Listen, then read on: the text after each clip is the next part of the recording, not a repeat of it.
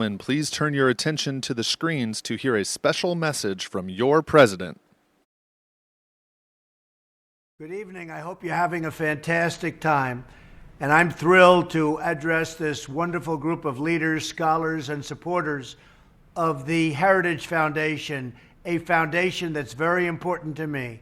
For 45 years, you've fought to defend our glorious American heritage, and you've never, ever backed down. You don't know how to back down.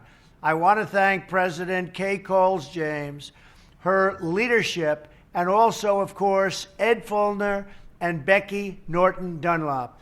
Terrific people all. My administration worked closely with many of you over the last 20 months to rebuild America's strength, wealth, and security. America is thriving under conservative leadership. Unemployment claims are at a 50-year low, and more Americans are working today than ever before. It's a historic record. We've passed the biggest tax cuts in history, eliminated regulations, and have boldly reasserted American sovereignty and American pride. And Justice Kavanaugh now sits alongside Justice Gorsuch to defend our rights, our Constitution, and our God-given freedoms. These are truly incredible victories for our country, and we accomplished them all in spite of never-ending obstruction and resistance from the Democrats, and that's exactly what it is. It's obstruction and resistance like you've never seen before, but we break through it in all cases. We must never stop fighting to defend our priceless heritage, and we must never stop standing for our values, our families, and our great American flag. We will always fight for freedom. Thank you for all you do. You do an incredible job. God bless you, and God bless America.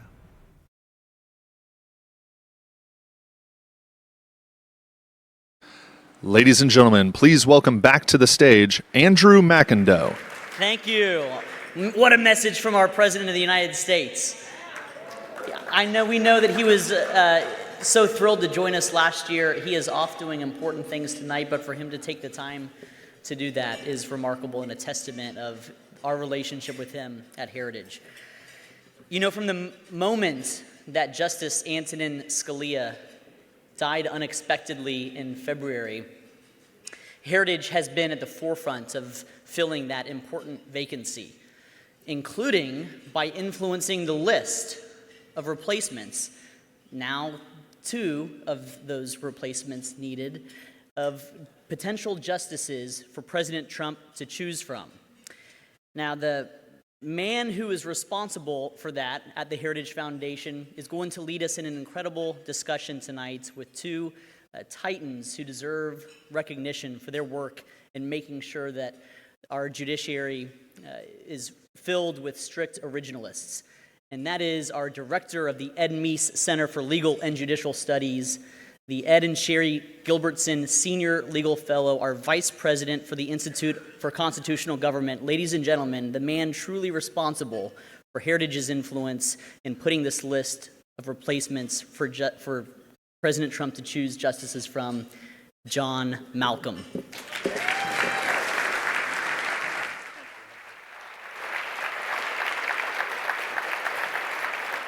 I wasn't sure who you were talking about, but thank you. So I'd actually like to take you all back for a moment to February and March of 2016. On February the 13th, 2016, a true lion in the law, Justice Antonin Scalia, passed away unexpectedly. And 1 month later, on March the 16th, President Obama nominated D.C. Circuit Judge Merrick Garland to replace him. Things looked extremely bleak for conservatives. There was a robust debate about whether to confirm Judge Garland. Among conservatives, there were those who argued that the Senate should confirm Judge Garland because if Hillary Clinton was elected president, as certainly seemed likely at the time, she was highly likely to appoint somebody who was much younger and more of a liberal ideologue. One man, however, did not waver.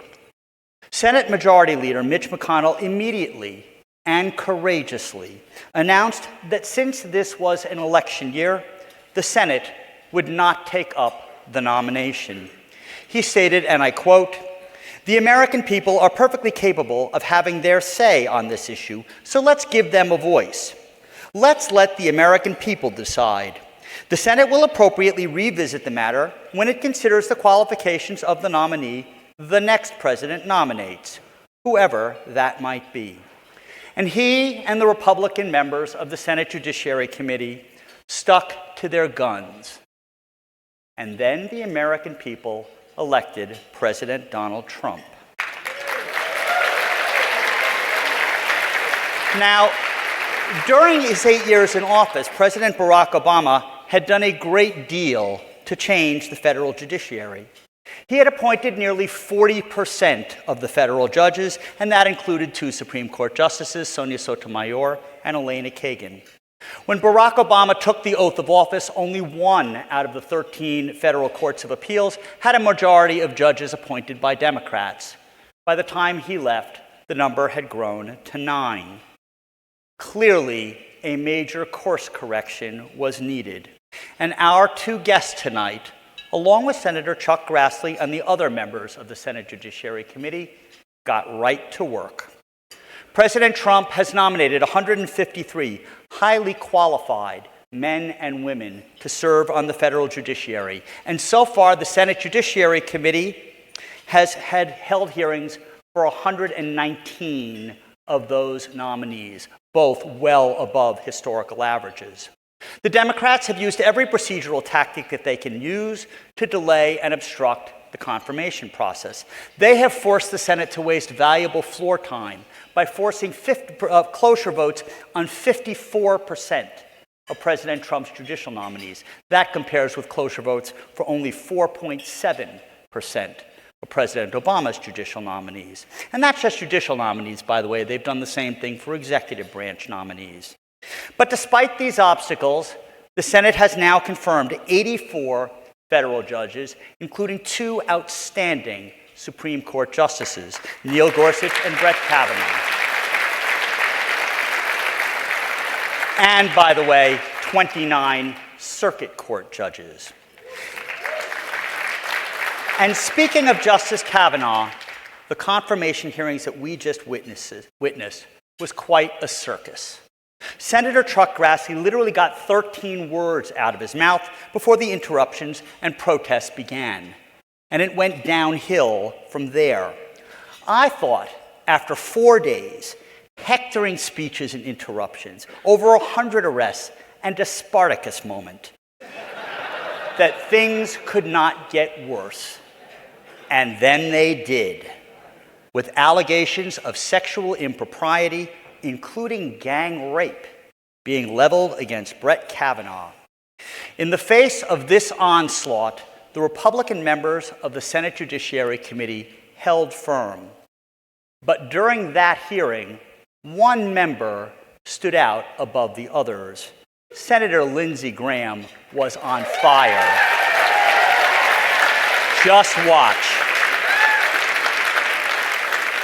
If you wanted an FBI investigation, you could have come to us.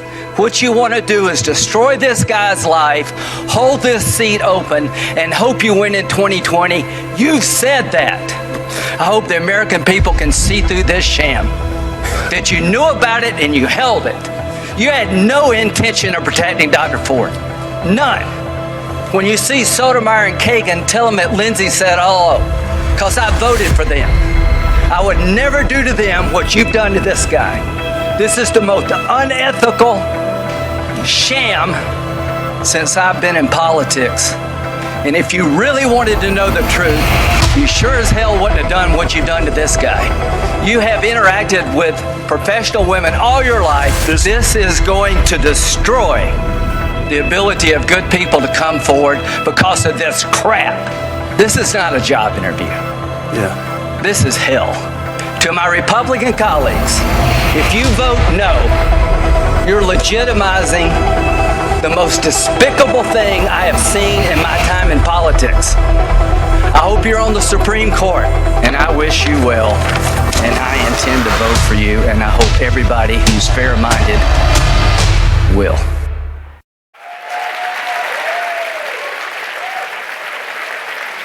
After it was over, After it was over, Sarah Sanders stated, and I quote, "Senator Graham has more decency and courage than every Democratic member of the committee combined. God bless him."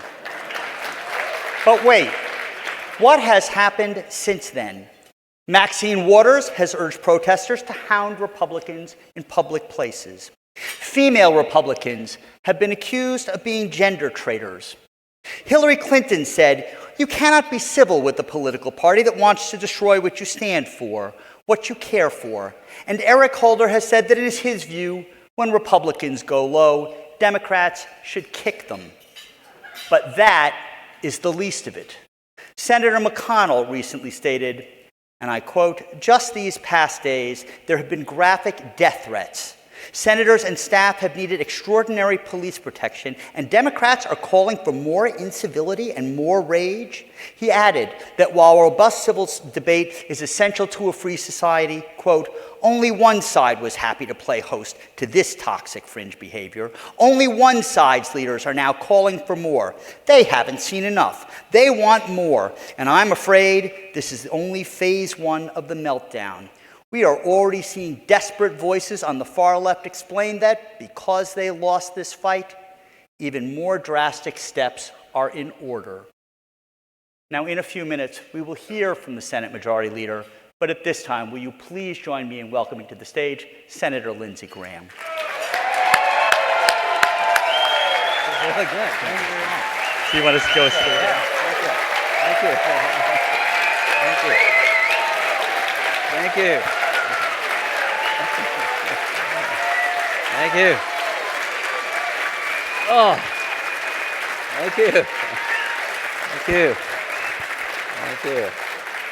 Well, it's a pleasure to be with came you, to and the obviously right this is a friendly Thank you audience. very much. No worrying about being doxxed or protested or anything here. So I have to ask you, Senator, after this confirmation hearing, with the Supreme Court these days deciding so many contentious issues, the stakes so high, is this the new normal? Is this what we can now expect? Well, if this is not bottom, I'd hate to see it, right? So I was pissed. So let me tell you why. So, how many of you know Brett Kavanaugh? I've known the guy for 20 years. We're not close friends, but we had a good working relationship. So this list, all right. Listen, I've come a long way in the Trump world. Probably like many of you. So, I ran out of adjectives and I lost and he won, and this is all working out okay. So when I saw that list, I said, thank God, because I thought he might pick Judge Judy. So I said, yes, we got something to work with here. So, and I really am offended when I'm told by a liberal what a mainstream conservative judge should look like. I know what a liberal judge looks like, Sotomayor and Kagan. Fine people, they're just liberal, right? You win, you get to pick. So Kavanaugh and Gorsuch are the greatest minds of their generation. That list is awesome, but these two picks were just incredible. So when the president does something like this, we should all get behind him as a nation. And what I saw was no rules, no boundaries. Isn't it kind of odd that we're picking somebody to protect the rule of law, but in the process we abandon it? I mean, that was the most ironic thing, but what really got me pissed was I actually know this guy. And I promise you, he was not a gang rapist in high school. If you're Bill Cosby in high school, you don't get over it. Yeah. So this got to be incredibly destructive to his family. Something happened to Dr. Ford, but I just don't believe Kavanaugh had anything to do with it. You have to have some system. I want every woman to be heard, but once you're heard, there has to be a process to decide, right? The accusation is just not enough. So if you have a son or a husband or, just put they got to have a system. So when they kept picking at him, and I thought Dr. Ford was handled respectfully. I thought Ms. Mitchell did a good job. But clearly when it came time to question Kavanaugh, it wasn't about anything other than just how much humiliation can you make this guy go through. So when, I think it was Durbin, I can't remember, turned to Don McGahn and asked to extend this investigation if you're truly innocent. What are you hiding? Why don't you want the FBI to keep looking? This man has had his life ruined, and you're asking him to continue an investigation, to continue to ruin his life, and you're accusing him, if I don't want to put my family through any more hell, I must be guilty. That's the Soviet Union. That's not America, and that's why I got pissed. No, in fact, I thought you were great. You said it's not a question about whether you believed Dr. Ford or not. It's, it's about is there corroboration? And, is his denial any less believable? Well, I thought that was great. I don't, again, you don't have to, I've been a lawyer all my adult life. You wouldn't get out of the batter's box with this case. You got no time, no location, no corroboration. That's just where our legal system works. I'd hate to be a Republican charged with a crime in Hawaii. So some of the dumbest things I've ever heard said publicly came out of that hearing. And what was it all about? Wanting to win too badly. Susan Collins rocks. Okay? So we're here among conservatives. I'm conservative. Sometimes you may not think so, but I think so. Susan Collins is a moderate from New England, but she represented the best in America. She went through why she voted yes. She was not intimidated by the mob mentality. She chastised them for making up their mind before they even knew who Kavanaugh was. And in the history of the Senate, I think her speech is going to be an example of what advise and consent is all about. Politics. There's this race before Kavanaugh. There's 2018 after Kavanaugh. I hope they get their ass kicked for the way they behaved.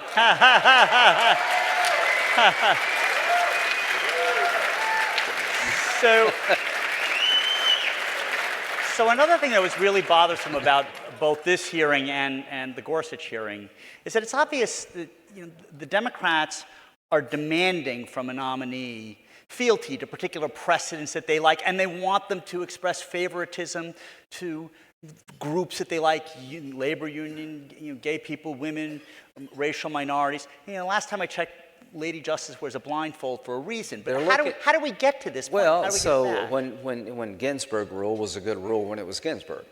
Well, you don't expect a judge to decide a case in a confirmation hearing, do you? Would you vote for anybody that's going to tell you how they're going to decide a case before they heard the facts, read the briefs? But so they're looking for a reason to vote no. Ginsburg, Strom Thurmond. We change senators every 50 years in South Carolina where we need to or not. So I was born the year before he was elected. So I think I'm genetically term limited, but I'm going to hang in there as long as I can.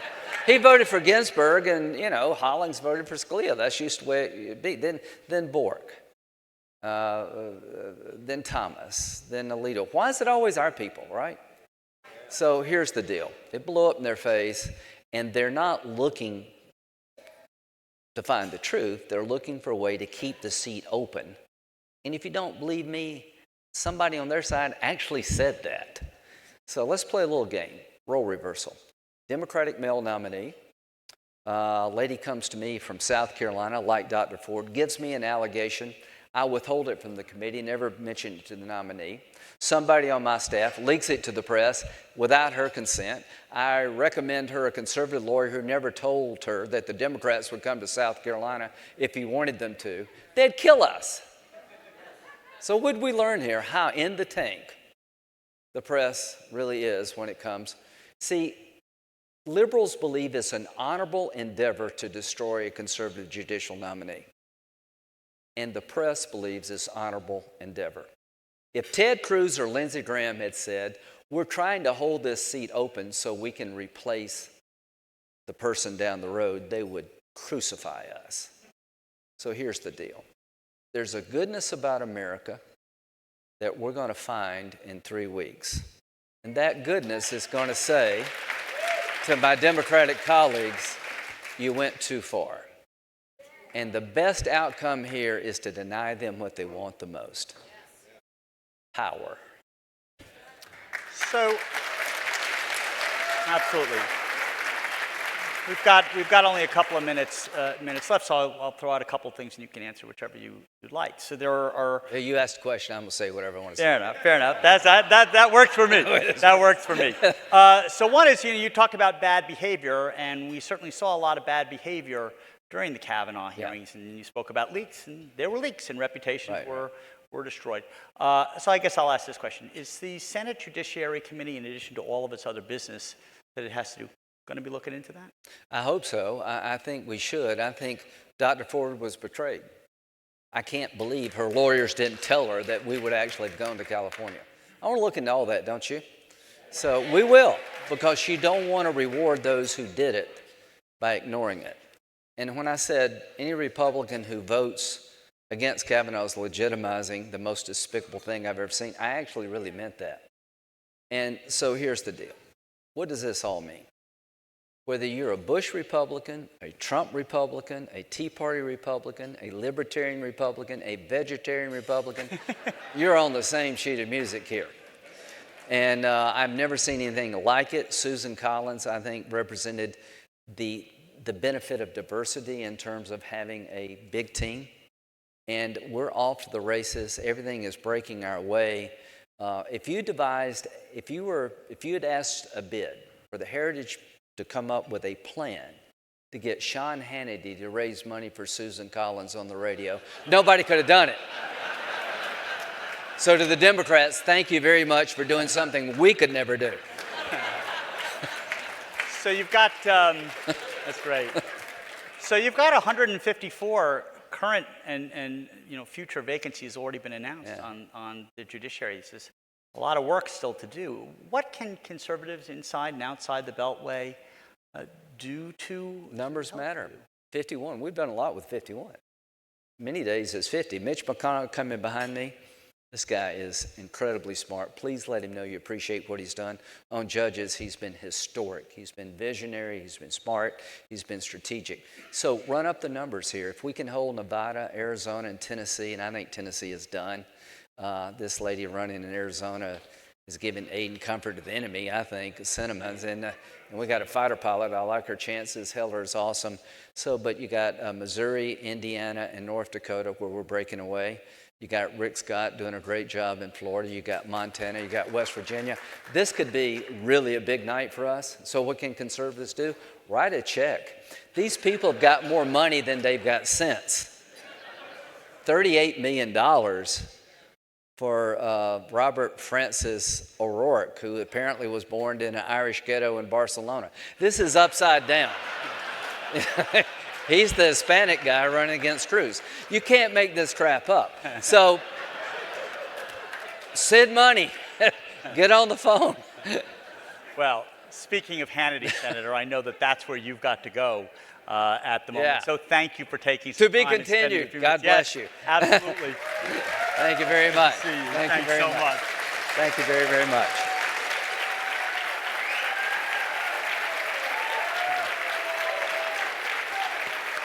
And now dessert will be served, and I promise I will be back in a few minutes to introduce our other speaker.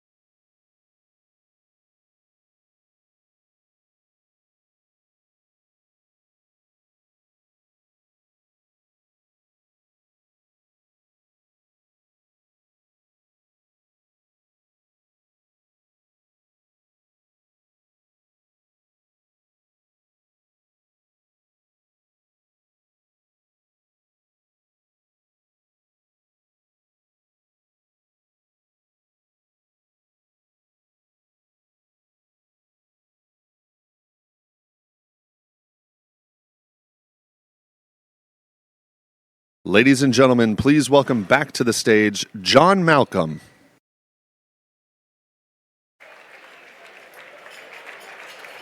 So I told you I'd be back. So once more, the man I'm about to bring up to the stage, more than anybody else, is single-handedly responsible for saving the Supreme Court and the judiciary. I mean, he stood tough on Merrick Garland, and he and President Trump and actually outgoing White House counsel Don McGahn have been focused like a laser on the federal judiciary. The cavalry arrived just in time. So please join me in giving a rousing heritage welcome to the Senate Majority Leader, Mitch McConnell.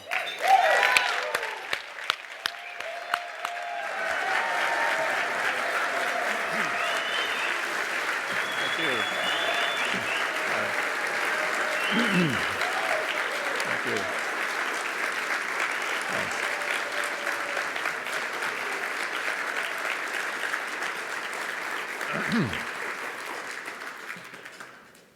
I understand you just got to hear from Lindsey Graham. You know how the president, likes to give nicknames to people.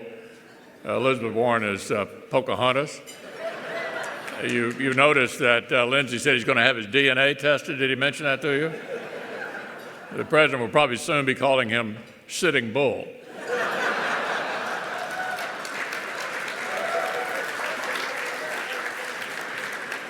I'm particularly pleased to be accompanied tonight by my roommate, an alum of the Heritage Foundation, both during the Clinton years and a major portion of the Obama years, the Secretary of Transportation, Elaine Chao, somewhere here.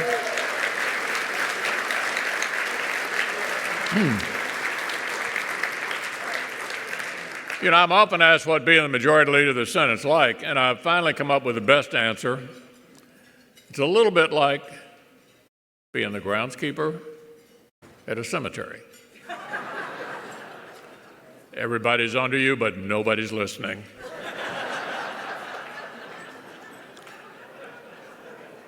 So what is it that the majority leader gets to do that the other 99 don't get to do? What the majority leader gets to do is to decide what we're going to do, the schedule. And sometimes the decision about what not to do will be the most consequential thing you do.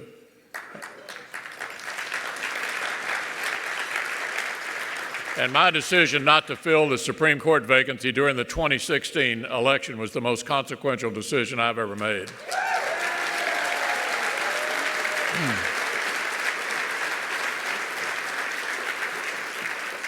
So I want to start with what I think this new majority has meant for the country. First of all, it's been the best Congress in the time I've been in the Senate, and I've been here a while.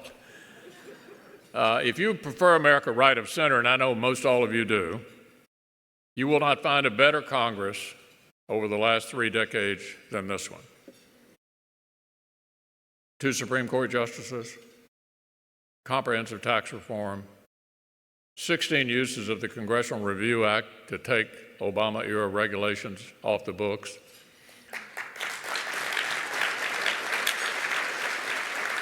Carving a big chunk out of Dodd-Frank, getting rid of the individual mandate, opening up ANWR in Alaska for exploration, and on and on and on and on. But the thing I'm the proudest of, and since I get to set the agenda, we decide in what order to do things, is the project to transform the courts. The single most long-lasting impact you can have on the country is through the court system. And the Senate is unique. We're in the personnel business. You know, you probably never stopped to think about that. The Senate and the House are quite different. They're not in the personnel business. We are. There are over 1,200 executive branch appointments that come to us for confirmation. Everything on the executive branch calendar can be done with a simple majority. So if you can keep your own people together, and frankly, from time to time, that's been a challenge. As you know, when Senator McCain went home in December and didn't come back, we were at 50-49. I mean, every day was a Maalox moment.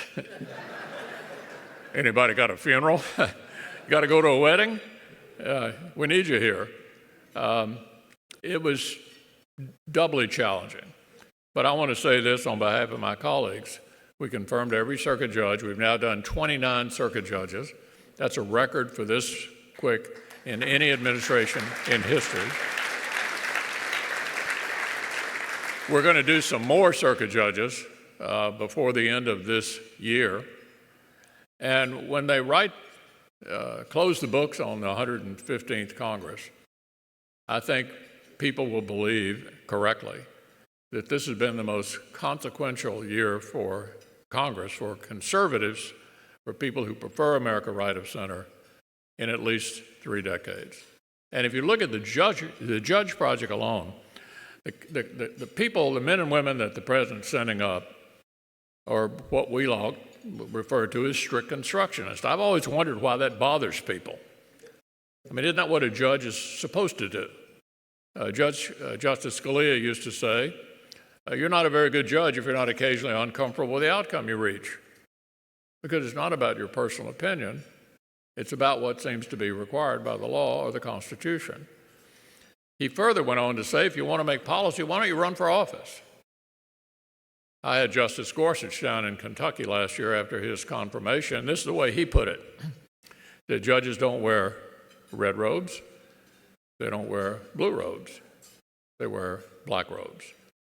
And so the kind of people the president's been sending up and we've been confirming are the people who understand what the role of a judge is. President Obama really tipped his hand when he said he wanted to pick judges who had empathy. Think about that a minute. If you happen to be the litigant for whom the judge has empathy, you're in good shape. But what if you aren't?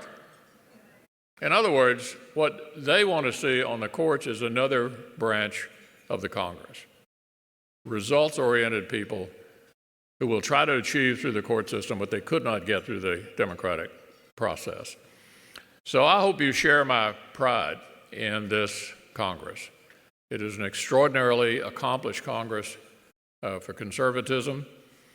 It's all going to be on the line 3 weeks from tonight. If we can hold the Senate, I assure you we will complete the job of transforming the federal judiciary with young men and women who understand what the role of a judge is.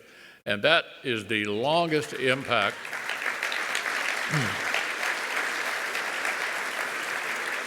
If you think of all the things we do, and you want to make the longest possible impact on the country, it's through the court system. I love the tax bill. It was dramatically better than the comprehensive tax reform of 30 years ago. But I would remind you that the 30-year-ago comprehensive tax reform lasted 4 years. In other words, the political wind shifted, and when that happens, depending upon which side is up and which side is down, they go back at the tax code in one way or another to go after their particular priorities.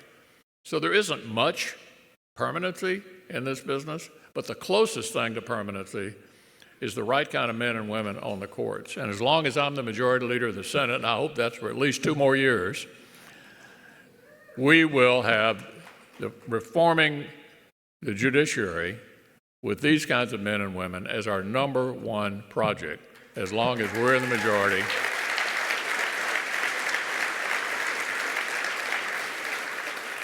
And Donald Trump is president.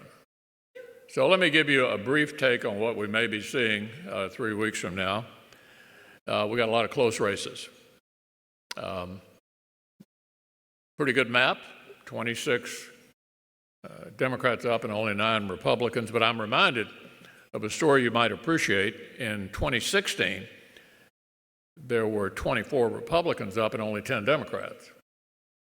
And my counterpart, Chuck Schumer, was so confident he was going to have my job that he had an interview with a different reporter each day the last week before the election to highlight his agenda. He called me up the day before the election. Said, I hope we're going to have a really good relationship.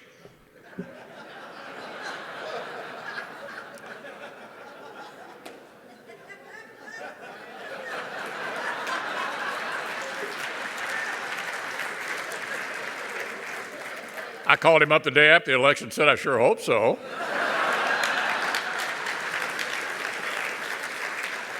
So, you know, it's best not to fall in love with the map, but we do have a good map.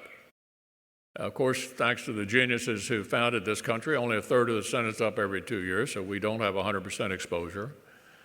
And we have nip and tuck, could go either way races in Arizona, Nevada, Montana, North Dakota, Missouri, Indiana, Tennessee, West Virginia, and Florida. So all of those could go either way. And so the honest answer is 3 weeks out, we're not certain how it's going to come out, but let me tell you one thing that I think the Kavanaugh fight did, and I think I sense it in this room. By golly, our people are now energized for this election like they weren't before.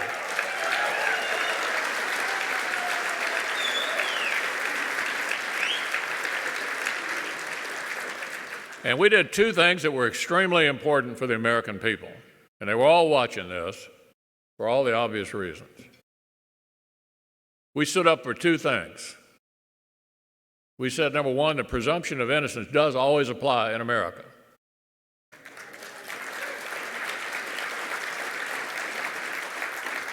And number two, we said we're not going to be intimidated by the mob that's getting in our faces in the Capitol and chasing our members home.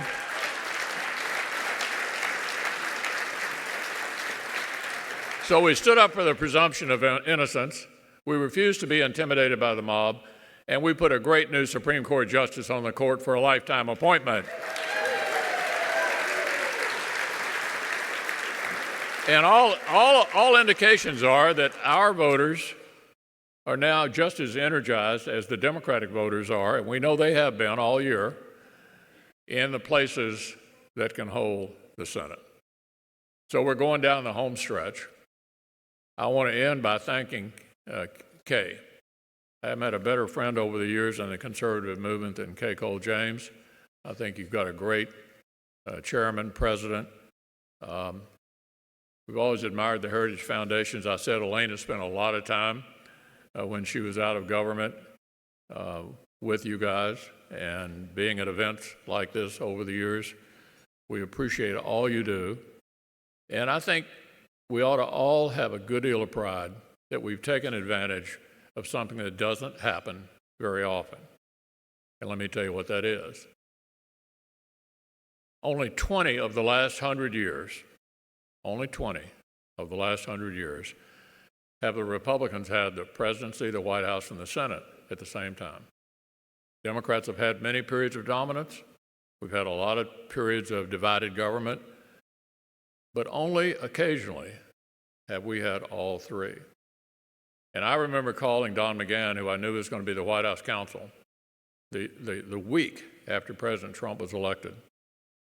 And I said, Don, we have a chance here to make a lasting contribution to our country through the court appointments.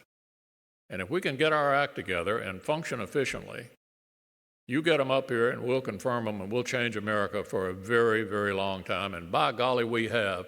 And if we have 2 more years, we'll keep on doing it for 2 more years.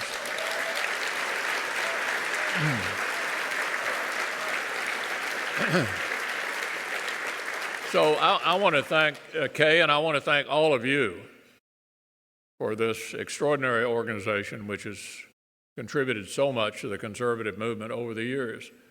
You've given us great ideas. We've tried to implement as many of them as we could when we had these rare opportunities to control the agenda. I hope the American people will let us continue to control the entire government for 2 more years. But in any event, we'll be in there for the long haul. We need to stand up to these people. We need to stand up to them. Yeah, that's even better. I mean, it's pretty obvious what they're for. They want to import European socialism to America. 40%, you all may have missed it, but 40% of the Democratic primary voters in 2016 in the presidential primaries thought socialism was better than capitalism. Things that I thought were a pejorative term. I mean, you didn't want to be called a socialist, right? I mean, it's not a good thing. They willingly embrace. You have Democratic candidates for Congress all across the country saying Medicare for all. We're having a difficult time funding the Medicare we already have. A $32 trillion promise that cannot possibly be kept. These people need to be defeated.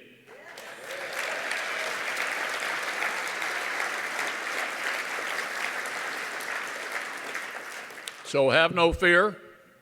Let's go into the election and do what we do best, which is to beat these guys. The future of America depends on it. Thank you so much for the opportunity to be here. Thanks.